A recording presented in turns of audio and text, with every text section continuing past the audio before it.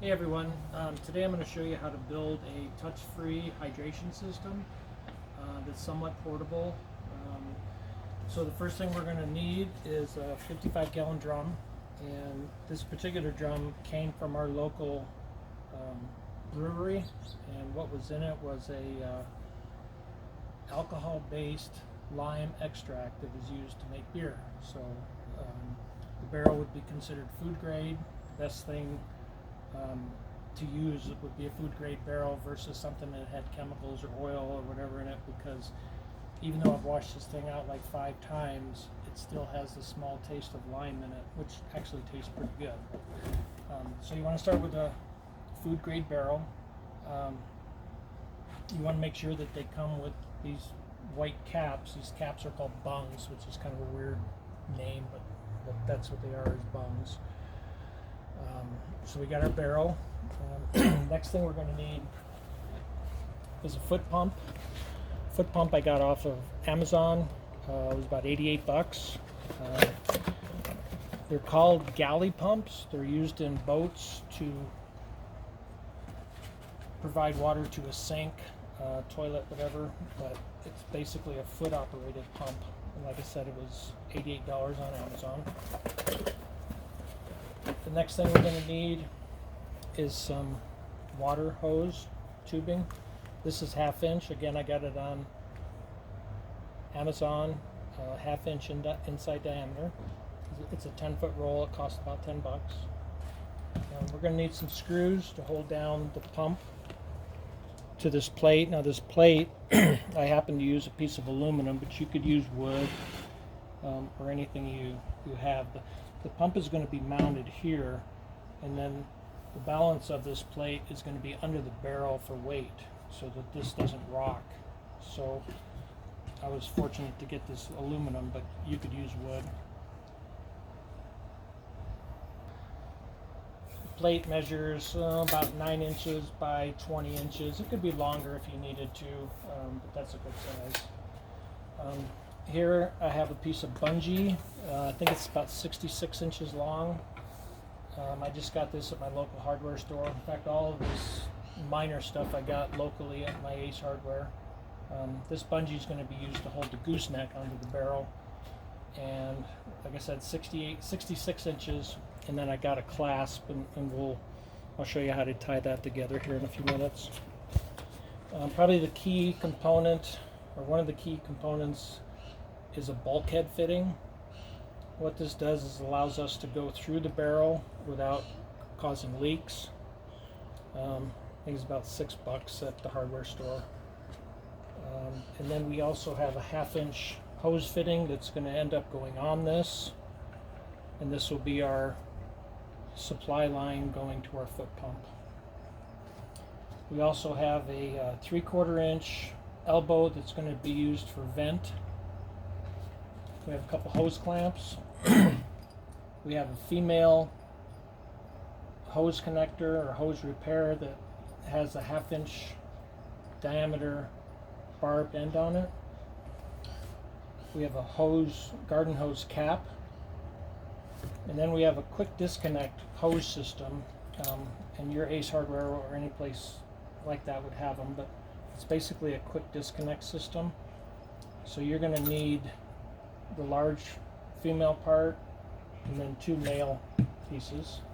And then last we have, as far as parts, we have I think it's about a 5-foot piece of PEX. PEX is a contaminant-free water line used in most home construction now. But, we're going to use that for our gooseneck. And then as far as tools, they're pretty common garage tools: drill, utility knife, tape measure. This is a spring-loaded center punch. You don't really need it, but I'll show you where it gets used. A small drill, screwdrivers, hole saw, a torch, Teflon tape, a little larger size drill, pliers, and then a coffee can, which will come in handy later, which I'll show you. Okay, the first thing we're going to do is create a vent for the water barrel. drill size is not important, but somewhere around, I don't know, half inch or 3/8 of an inch. And I'm just going to drill a hole in this bung. Pretty easy, and this bung is the one that's threaded. It's got 3/4 inch threads on here. I'm going to take this elbow with 3/4 inch threads and just screw it on there. Now this particular fitting doesn't need Teflon tape because it's a vent versus a supply. The supply will have to use Teflon tape on, but this creates a vent for our barrel.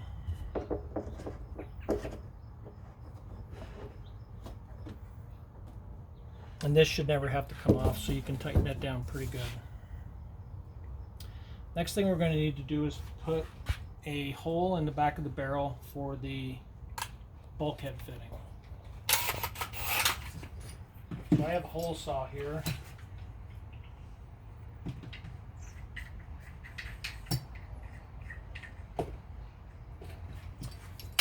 Whoa.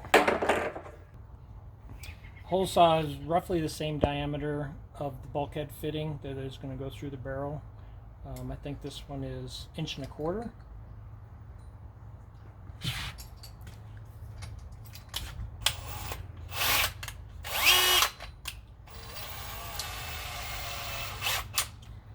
Now in this particular barrel, I had already drilled the hole in it because I was ready to make this thing, and then I was told I should make a video of it.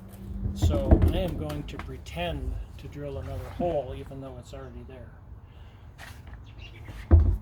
Basically where the hole is about 1.5 inches off the bottom and the center line of the barrel.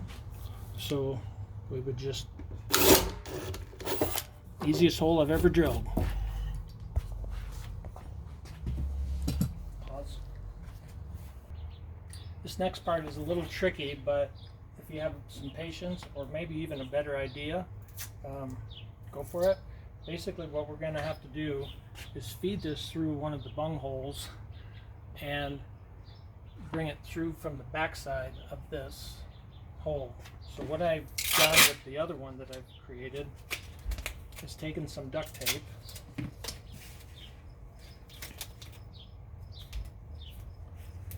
and just made kind of a sticky surface for this to ride on. Because you're going to need to be able to pull the blue pipe out when we're done. Now I need to take out the non-vent bung.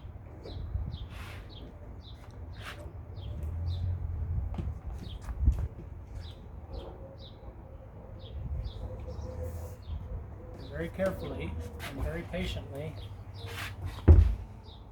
feed this through the hole.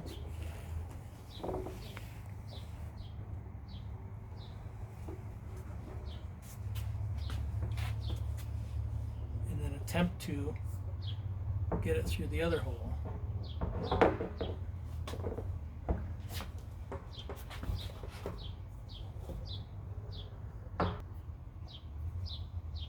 Ready?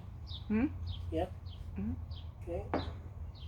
So now that we got that through, and I should have pointed out that there is a very thick rubber washer. That thick rubber washer will stay on the barrel side of that, whereas this hard plastic one will stay on the outside of the barrel. Now I'm going to put the locking collar on it, and one of the funny things about this locking collar is it tightens the opposite direction of most screws. We take our channel locks, just tighten this guy down. At this point you're collapsing that rubber on the backside, so it's going to create a good seal.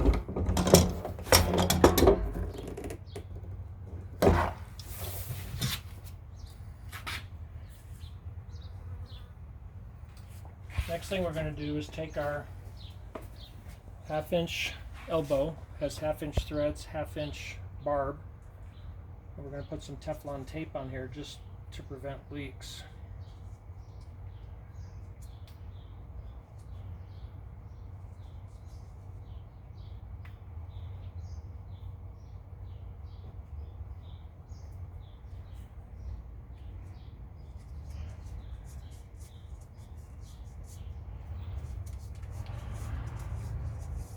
usually just do 3 or 4 laps around there, 4 or 5.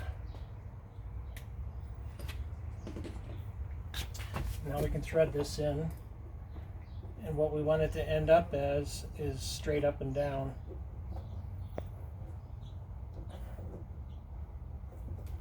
You want it to be pretty tight.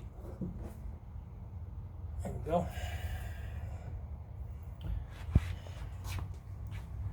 Next thing we're going to do is unwrap our hose.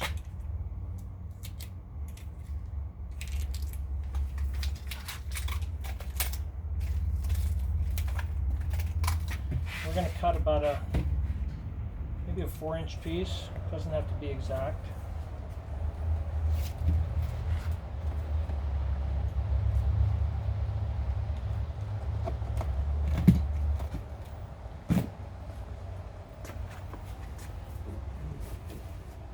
Put this on the barbed fitting. And this is where one of our hose clamps comes in.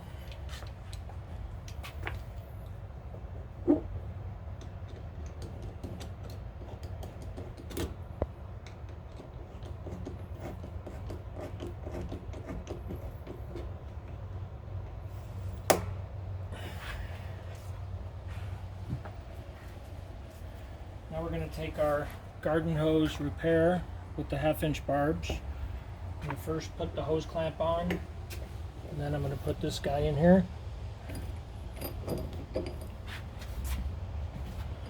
And then tighten down the hose clamp.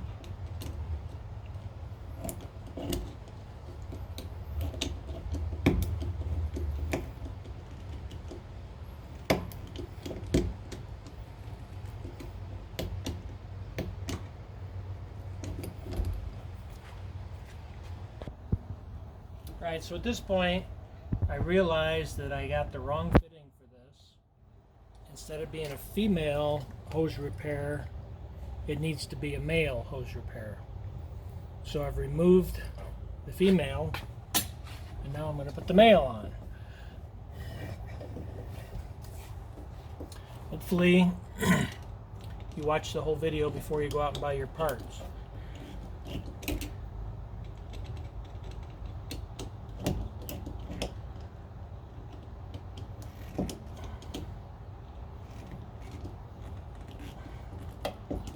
At this point, we take our quick disconnect, put that guy on there.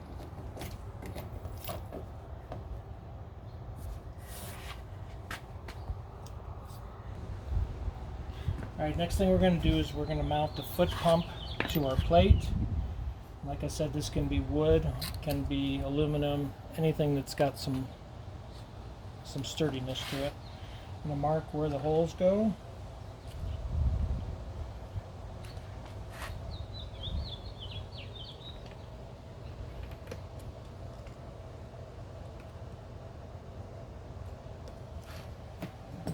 Since I'm going to be drilling holes, I like to use a spring-loaded center punch.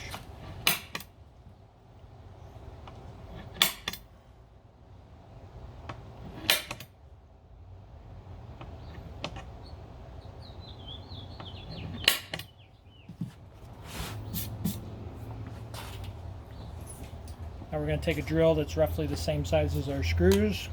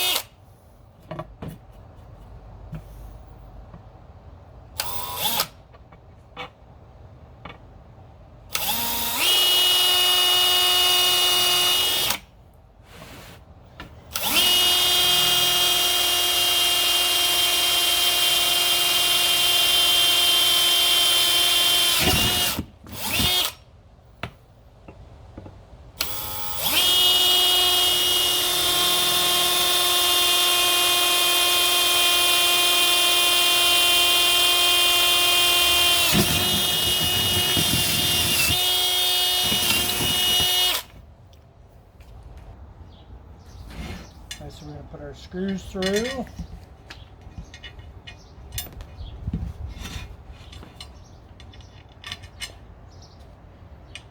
And I'm doing these from the bottom up so the heads don't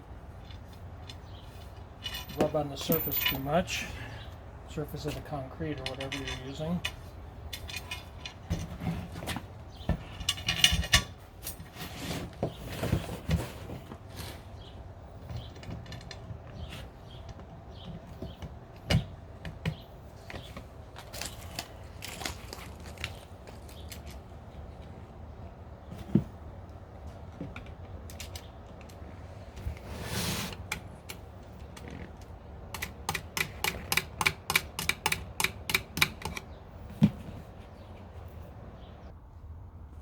Okay, we got our screws on, now we're just going to tighten them down.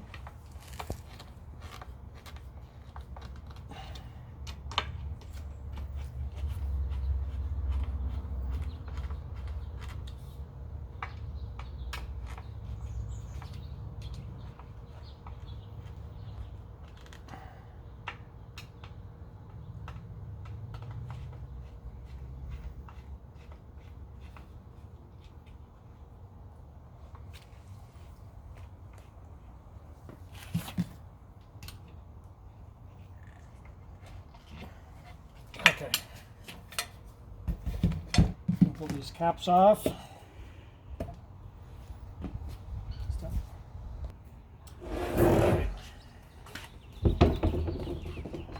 Next thing we're going to do is put our pump underneath here and measure the tubing that we need.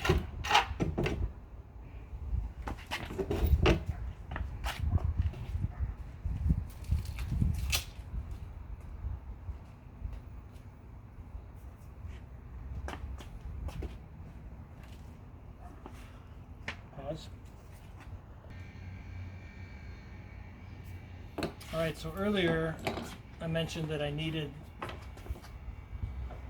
a male part for down here, which I did, but I do need a female part. So what I'm going to do, put a hose clamp on, put the female part in this long tube. This is the rest of my 10-foot piece that I bought. Tighten this guy down.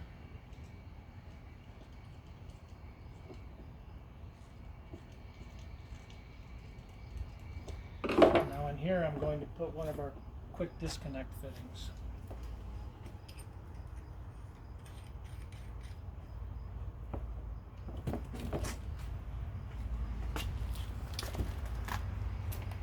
Put our quick disconnect back on the male section. Now I'm going to use the quick disconnect. Just plug this guy in. And I'm going to take our hose and stretch it around long enough to go into the pump.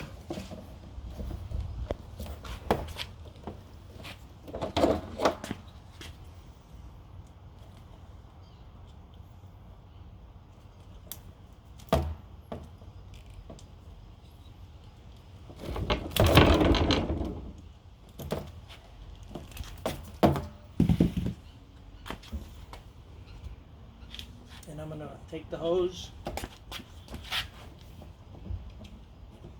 These things are flexible, they can turn.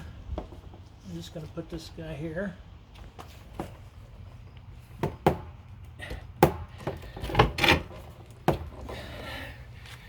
Once there's water in the barrel, the foot pump will be very solid. Pause. Next thing we're going to do is we're going to fasten this clamp onto our bungee. Again, you can get these at any hardware store.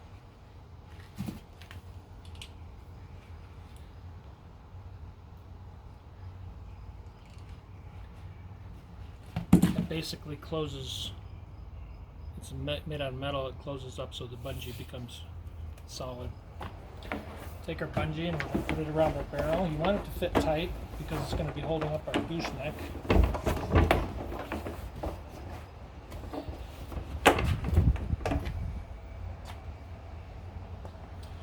Now we need to cut another 4-inch piece for here.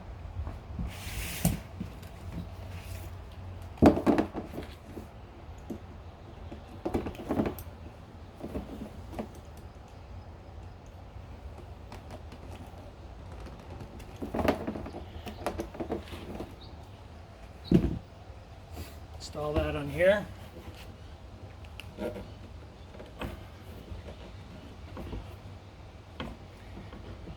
These fittings don't really need hose clamps or low pressure, and they're all on the suction side of it, so they shouldn't leak. If they do, I suppose you could put a hose clamp on it. Next thing we're going to do is we're going to make a custom bend in our PEX pipe. The way to do that is to take a coffee can, put it in a place that's going to be pretty solid. Alright, so what we want with our coffee can is to put it in a place that's elevated, because what we're going to do is bend this around here.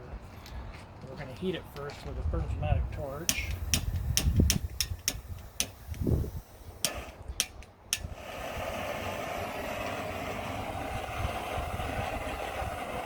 You don't want it to burn, just get it nice and hot.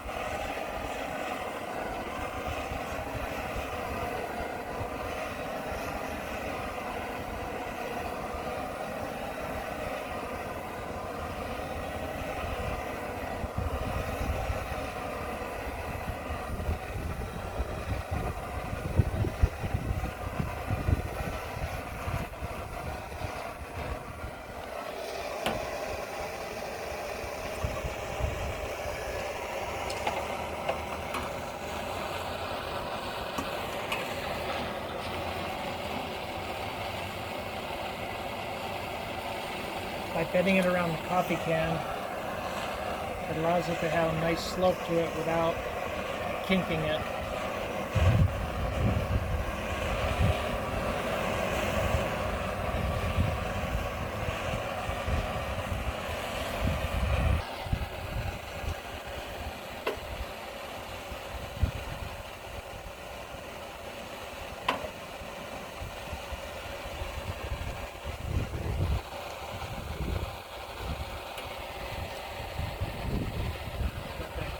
Second.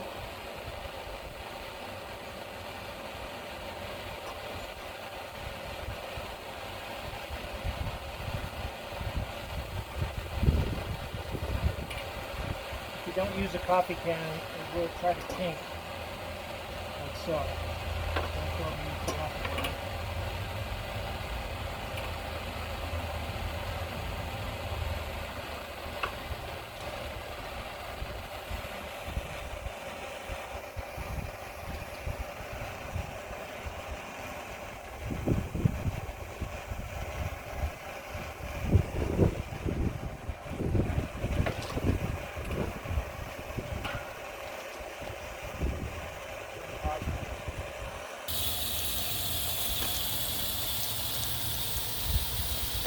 Once you got the curve you want, it's still pretty warm. Just take it and put it under a cold hose, garden hose.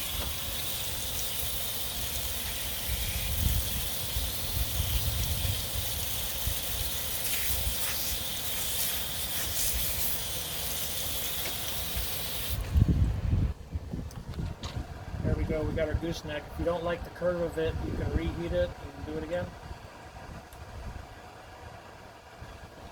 Gooseneck done. Alright, we have our gooseneck made, and now we're going to pull out our bungee enough to get this guy started.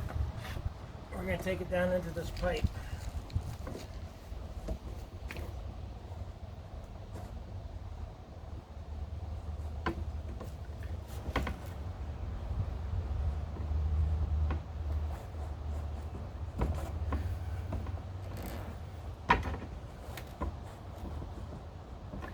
It's a little hard to get started right now, but once it's been in here a while, it'll stretch out the clear hose enough to make it much easier to put back in.